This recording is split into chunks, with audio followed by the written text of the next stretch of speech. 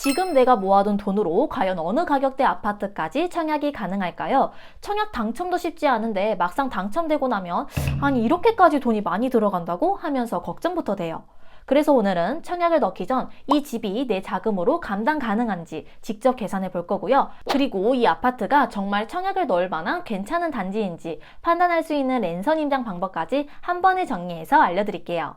먼저 청약에 당첨되면 가장 먼저 해야 할 일은 바로 계약금 납부입니다. 계약금은 분양가의 10%, 당첨 발표 후 약 한 달 이내에 납부해야 돼요. 예를 들어 분양가가 10억이라면 계약금으로 1억을 내야 되는 거죠. 여기서 중요한 포인트는 만약 내수 중에 계약금 10%도 없다? 이러면 이 아파트는 여러분이 넣을 수 있는 아파트가 아닙니다. 우리가 청약에서 흔히 하는 실수가 일단 당첨부터 되고 생각하자인데요. 계약금 단계에서 현금 흐름이 막히게 되면 결국 계약 포기로 이어질 수 있어요. 그래서 최소한 계약금만큼의 현금은 무조건 내가 가지고 있는 상태에서 청약을 넣어야 된다. 이제 실제 사례로 한번 계산해 볼게요.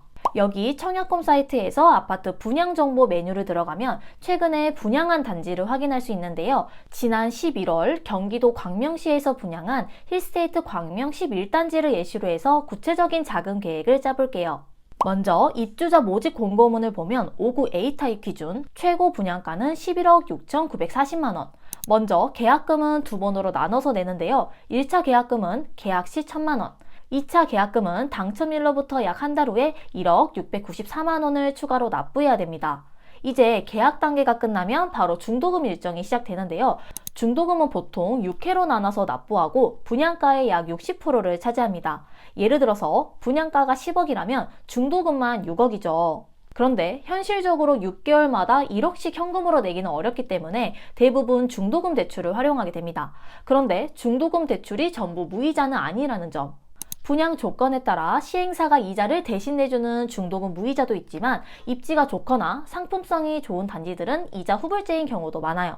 그런데 요즘 대출 규제가 빡세져서 힐스테이트 광명 10일 같은 경우에는 중도금 6회차로 나누어져 있지만 1회차부터 4회차까지만 대출이 가능하고 나머지 2회차는 대출이 안 돼요. 즉 중도금 2회차분은 내 돈이 필요하다는 사실. 그리고 여기 홈페이지를 보니까 5구 A타입을 제외한 나머지 타입들은 중도금 무이자 조건인데요. 5구 A타입만 이자 후불제로 되어 있습니다. 여기서 잠깐, 중도금 대출 이자를 내는 방식은 중도금 무이자와 이자 후불제가 있는데요. 이자 후불제는 말 그대로 이자를 나중에 내는 방식이에요. 그래서 아파트가 지어지고 있는 공사 기간 동안에는 이자를 안 내고 있다가 입주 시점에 그동안 쌓인 이자를 한 번에 내는 방식이에요. 그래서 5구 A타입처럼 중도금 대출이 약 40%이고 금리를 연 4%로 잡으면 입주 시점에 내야 하는 이자가 대략 4,500만 원 정도 됩니다. 이 금액 생각보다 꽤 크죠. 자, 이제 마지막 단계.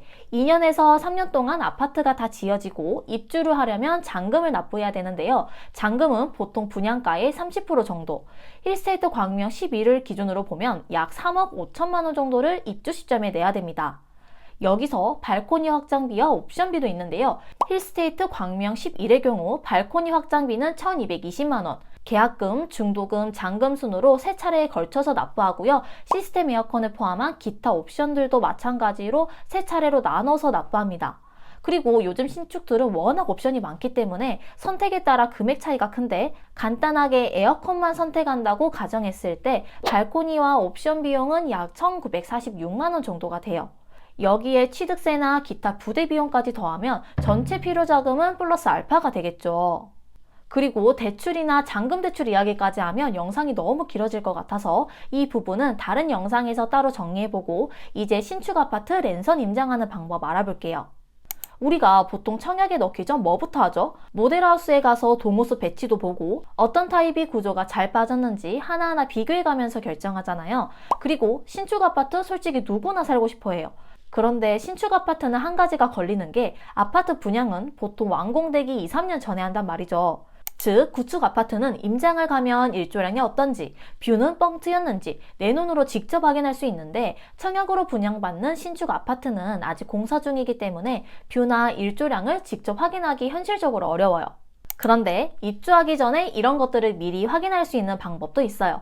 바로 직방 어플을 활용하면 앞동이나 옆 건물에 뷰가 가리는지 아니면 공원이나 강이 보이는 뻥뷰인지 이런 걸 확인할 수 있고요. 그리고 거실뿐만 아니라 작은 방이나 안방 등 모든 방의 구조와 조망을 3D로 확인할 수 있습니다. 먼저 직방 어플에 들어가서 여러분이 원하는 아파트 단지를 검색한 뒤 3D 단지 투어를 클릭합니다. 그 다음 원하는 동호수를 선택하면 이렇게 3D 화면으로 볼 수 있는데요. 저는 아까 예시로 들었던 힐스테이트 광명 108동 802호를 한번 해볼게요. 우선 우리가 집을 볼 때 가장 중요한 것 중에 하나가 일조량이죠. 보통 우리가 임장을 가도 정해진 시간대에만 매물을 보기 때문에 하루 종일 해가 잘 드는지 확인하기 어려워요. 이럴 때 직방 3D 단지 투어를 활용하면 봄, 여름, 가을, 겨울 계절별로 확인할 수 있고요. 시간대별로 일조량까지 확인할 수 있어요. 이렇게 겨울을 누르고 재생 버튼을 누르면 하루 종일 해가 어떻게 들어오는지 직접 확인할 수 있고요. 그리고 이렇게 손가락으로 화면을 이동해 가면서 각 방의 구조는 어떤지, 그리고 방에서 보이는 조망이 어떤지도 3D로 꼼꼼하게 볼 수 있어요. 그리고 우리가 지금 당장 아이는 없더라도 나중에 매도까지 고려한다면 학령기 아이 엄마의 시선으로 집을 사라는 이야기 많이 하죠. 여기 학군 정보를 보면 해당 아파트 단지에서 배정되는 초, 중, 고등학교를 한 번에 확인할 수 있고요. 이렇게 각 학교를 눌러보면 단지에서 학교까지 거리는 얼마나 되는지, 그리고 특목고 진학률 같은 정보도 함께 볼 수 있어요. 마지막으로 아파트가 완공되고 입주할 때 우리가 반드시 내야 하는 게 바로 취득세죠. 여기 아파트 단지 상세 페이지 맨 아래를 보면 부동산 계산기 기능이 있는데요. 여기 보면 중개보수료, 취득세, 법무사 비용까지 대략적인 금액을 한 번에 확인할 수 있습니다. 그래서 여러분도 청약에 넣기 전 자금 계획 세우실 때 한 번쯤은 활용해 보시면 좋을 것 같습니다. 자, 여기까지 청약을 넣기 전에 각 단계에서 실제 자금은 얼마나 필요한지 계산하는 방법부터 신축 아파트 랜선 임장하는 방법까지 알아봤는데요. 궁금한 내용이나 더 알고 싶은 내용이 있다면 댓글로 남겨주시고 이번 연말도 행복하게 보내시길 바랍니다. 감사합니다.